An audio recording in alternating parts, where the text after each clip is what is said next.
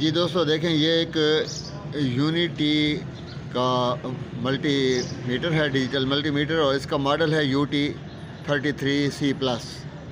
तो इसमें आप देखें जी, ये मैं सिलेक्ट कर रहा हूँ 200 वोल्ट AC पर, ठीक है जी। और इसने इधर बता दिया है किलो ओम। तो ये देखें, यहाँ पर 200 वोल्ट AC है और यहाँ पर आप देखें जी किलो और ओम का निशान है। तो ये ऐसा क्यों है जी? अच्छा, इधर मैंने इसको सिलेक्ट किया है 600 वोल्ट AC पर, तो फिर इसने ओम बता दिए। ये देखें जी, ये मीटर ओम बता रहा है।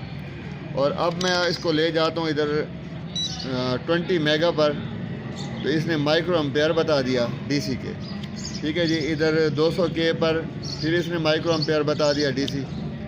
इधर देखें जी 20 के पर इसको मैं ले गया हूँ, तब भी ये हमें माइक्रो एम्पेयर बता रहा है DC के, ठीक है।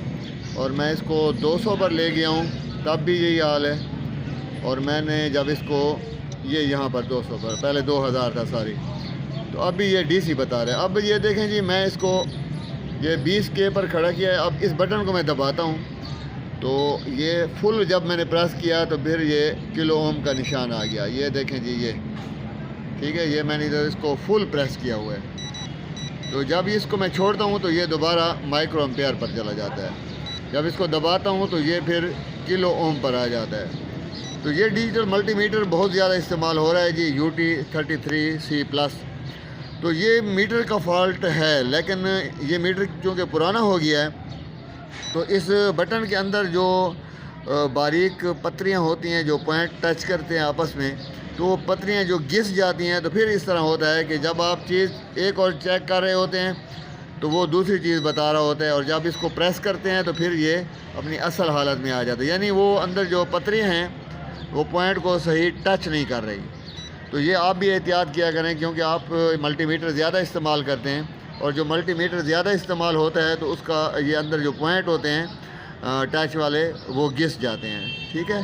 तो फिर दूसरी बात ये है कि आप स्क्रीन पर देख लिया करें कि डिजिट्स के साथ क्या आ रहा है। ये V आ रहा है तो ज़ाहिर है ये वोल्ट ही बता रहा है, ठीक है। और इधर देखें जी, ये माइक्रो एम्पेयर बता रहा है, MA बता रहा है, ठीक है।